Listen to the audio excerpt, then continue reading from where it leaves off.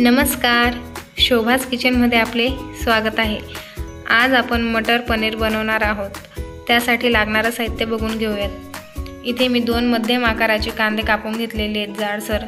त्यानंतर 2 टमाटे कापून घेतले आहेत, वाटाणे, बारीक चिरलेली कोथिंबीर, लाल तिखट, पनीर मसाला, बारीक चिरलेला अद्रक, 7 ते 8 लसणाच्या पाकळ्या, जिरे, धने पावडर आणि पनीर। सर्वात आधी आपण ग्रेव्ही बनवून घेऊयात। आता मी यात तेल टाकून घेते। त्यानंतर मी इथे तेल टाकून घेतलेले आहे। आता यात आपण जिरे, लसणाच्या पाकळ्या, कांदा, टोमॅटो आणि अद्रक, आता याला आपण छान असं मिक्स करून घेऊया।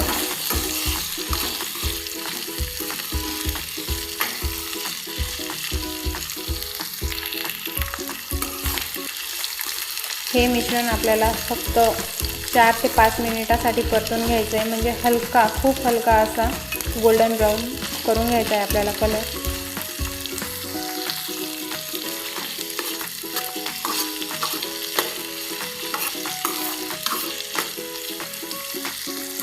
तुम्हाला हवं असल्यास तुम्ही यात हिरवी मिरची पण टाकू शकता। तुम्ही बघू शकता इथे कलर बदलायला सुरुवात झालेली आहे। हलका असा गोल्डन ब्राऊन कलर होतोय त्याचा। तुम्ही बघू शकता की याचा कलर असा चेंज झालेला आहे। आता याला आपण 1 मिनिटांपर्यंत परतून घेऊ।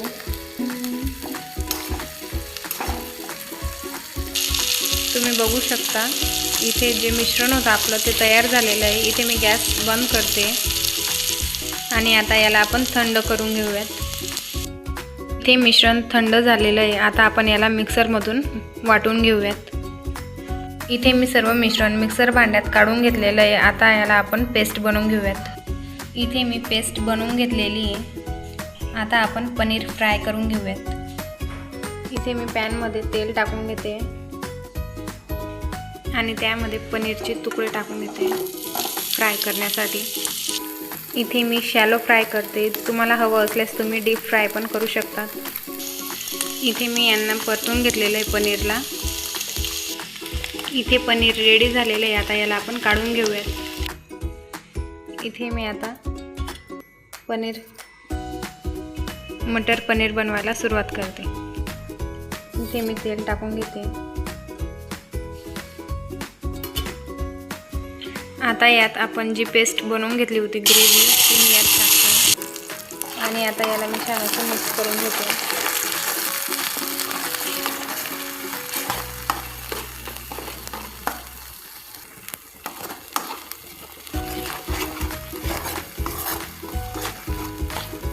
याला छान असं मिक्स करून घ्यायचं आहे, छान परतून घ्यायचं आहे।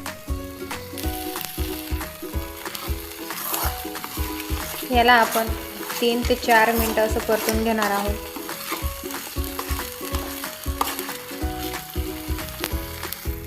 इथे मी मसाला छान 4 ते 5 मिनिटं परतून घेतला आहे।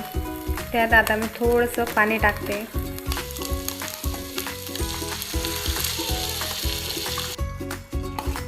इथे मी पाणी टाकून छान असं मिक्स करून घेतलेलं आहे। आता यात आपण मसाले टाकूयात।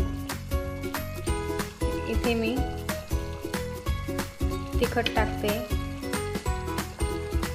धने पावडर, गरम मसाला म्हणजेच की पनीर मसाला, आणि आता याला छान असं मिक्स करून घेऊया। तुम्ही बघू शकता मी याला छान असं मिक्स करून घेते।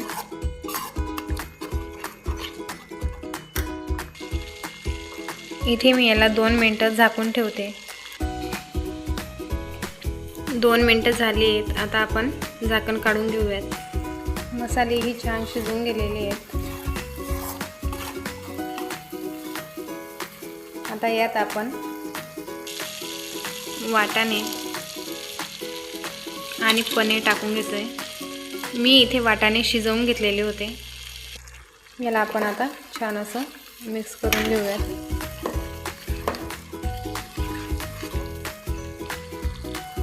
इथे मी मिक्स करून घेतलेले मटर आणि पनीर. आता यावर मी नमक टाकते चवीनुसार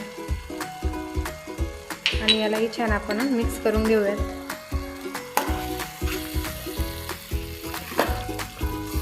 तुम्ही बघू शकता मी इथे छान असं मिक्स करून घेते.